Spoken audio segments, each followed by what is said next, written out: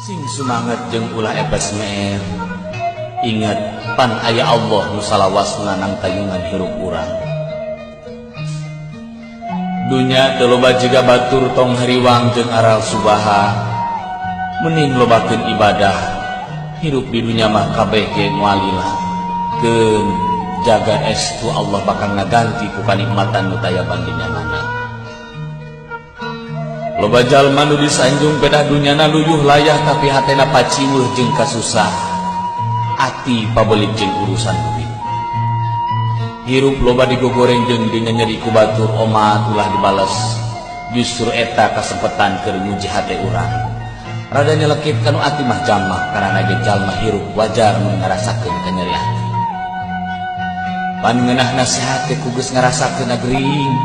Rek kumaha ngarasa ngeunahna hate lamun teu ngarasakeun peurihna hate. Nyieun kahadean ge sing ati-ati. Utamakeun kaikhlasan hate. Mun eueuh maksud ngajak batur kade, tong sagala hayang kanyahoan ku batur justru eta nu mawa cilaka.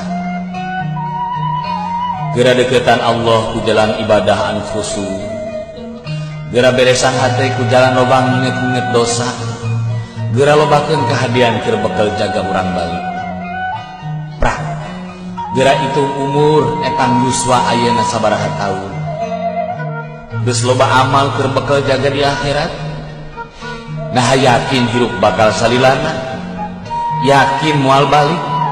Ridho mun anak turunan urang kabeh digebruskeun ka neraka. Nah sanggupnya hareupan panasna seuneu neraka. Rek iraha atuh eling lamun lain ayeuna urang keur hirup di alam dunya. Sing semangat jeung ulah epes meer. Ingat pan aya Allah nu salawasna nang tayungan hirup urang.